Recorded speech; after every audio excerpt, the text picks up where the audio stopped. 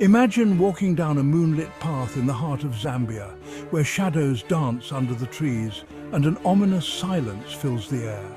Suddenly, a roar pierces the night, shaking you to your core. This isn't just any lion, it's the Man-eater of Mfuwe, the largest man-eating lion on record, a beast so bold it dragged its victims from their homes and paraded through villages with their belongings.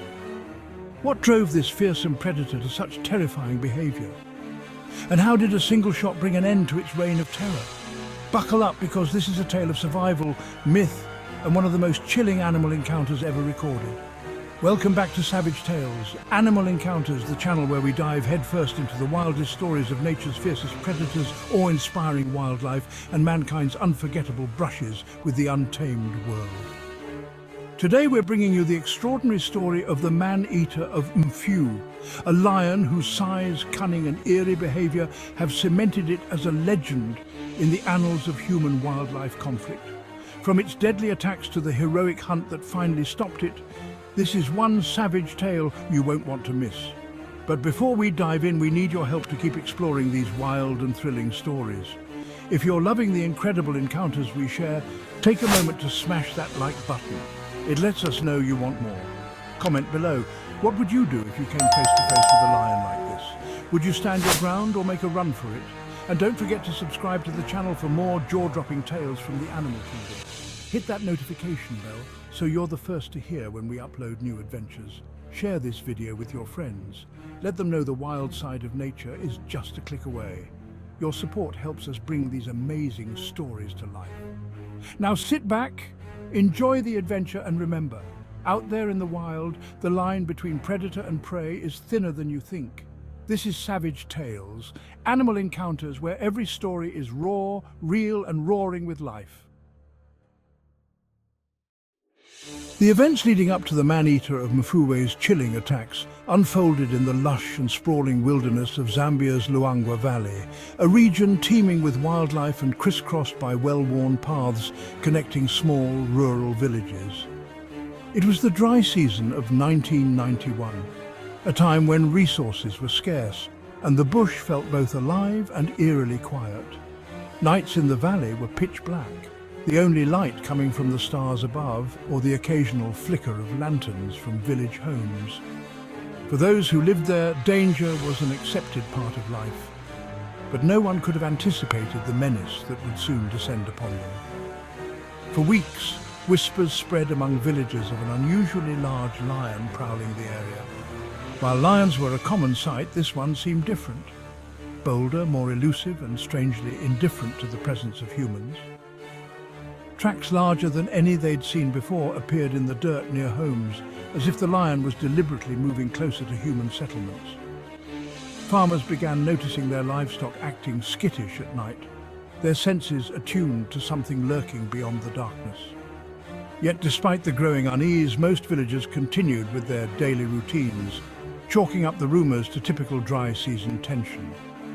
One particularly ominous night, two young boys were traveling a well-trodden path through the bush. The path was a lifeline connecting their homes to other villages, but walking it at night was never without risk. They moved quickly, their conversation hushed, trying to cover the distance before the night silence became overwhelming. To their left, the dense thicket whispered with the faint sound of rustling leaves, likely stirred by the evening breeze, or so they thought. The air was heavy, and the boys couldn't shake the feeling of being watched. Then, a chilling sound broke the quiet. A low, guttural rumble, like thunder rolling through the earth.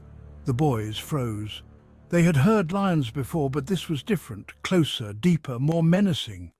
The younger of the two whispered that they should run, but the other hesitated, straining to see through the darkness. For a moment there was silence again, the kind that makes your heartbeat thunder in your ears. Then came the unmistakable sound of movement, heavy paws brushing against dry grass, each step deliberate and unhurried. The boys bolted, adrenaline propelling them down the path. They knew better than to look back, but the presence behind them was palpable. One managed to dart into the trees, his smaller frame making it easier to slip through the dense undergrowth and find a hiding spot. The other, however, tripped, on an exposed root, sprawling onto the dirt path. His gasp echoed into the night, and for a split second the world stood still. Then the silence broke. What followed was a moment of sheer terror that would mark the beginning of one of the most harrowing man-eating sprees in modern history. The silence shattered with a ferocious roar that seemed to shake the very ground. Before the boy could scramble to his feet, the predator emerged from the darkness with shocking speed, a shadowy mass of muscle, teeth, and unrelenting power. The boy barely had time to scream as the lion was upon him, its massive paw striking him with such force that it pinned him to the earth. The boy thrashed and kicked, but the weight of the beast was overwhelming, crushing the air from his lungs. In the dim light, the lion's amber eyes glinted with a predatory intensity, its breath hot and heavy as it loomed over its prey. With a low growl, it latched onto the boy's shoulder with its powerful jaws. The lion's teeth sank in, not with the efficiency of a quick kill, but with the awkwardness of a predator hindered by injury. Its fractured jaw, later discovered, made the attack brutal and prolonged, the lion shaking its head violently to subdue its victim. The boy's cries pierced the night, sending chills through anyone who heard them in the nearby village. Somewhere nearby, his friend crouched low in the underbrush, frozen in paralyzed terror. He could see the lion dragging the boy off the path and into the bush, the lifeless body leaving a faint trail of disturbed dust and grass. The boy remained silent now, the struggle over. The friend dared not move, fearing that even the smallest sound might draw the beast's attention. Hours passed as he stayed hidden, listening to the occasional rustle of movement from the lion feasting just out of sight. As dawn broke, the boy's friend sprinted back to the village, his face pale and his voice trembling as he recounted the horror he had witnessed. A search party was quickly organized, though every step into the bush was heavy with dread. They found the grim evidence not far from the scene of the attack. Fragments of clothing torn and bloodied, tufts of grass stained dark red, and, chillingly, a portion of the victim's skull left behind, like a macabre signature. The rest of the boy's remains had been dragged further into the bush, consumed by the lion. The aftermath of the attack was devastating. Fear gripped the village like a vice, and people stopped venturing out after dusk, locking their doors tightly and praying for safety.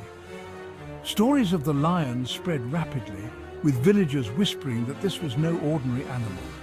Many began to believe it was possessed by an evil spirit or cursed by a witch doctor, its behavior too bold and malevolent to be natural.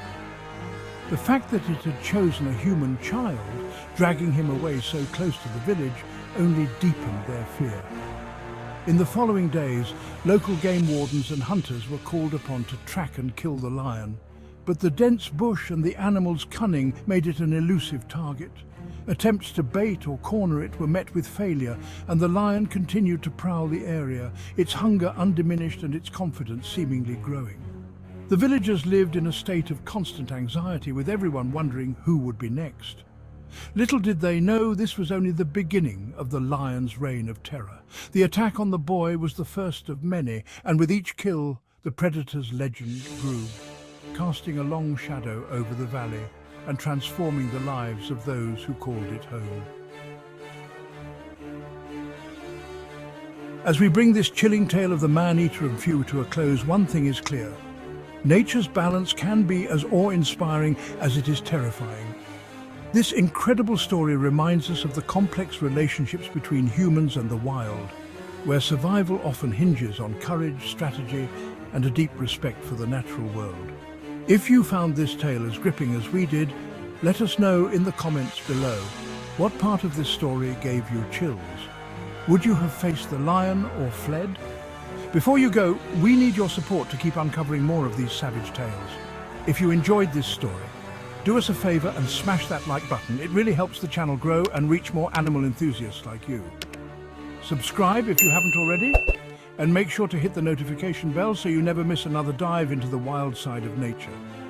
And hey, if you know someone who loves thrilling stories of the animal kingdom, share this video with them. The wild is meant to be explored together. Thank you so much for watching and for joining us on this unforgettable journey into one of nature's most gripping encounters. Stay tuned for more incredible stories, because here on Savage Tales Animal Encounters, we bring you the raw, the real, and the roaring truth of the wild. Until next time, remember, out there in the wilderness, the line between predator and prey is razor thin. Stay curious, stay safe, and we'll see you in the next adventure.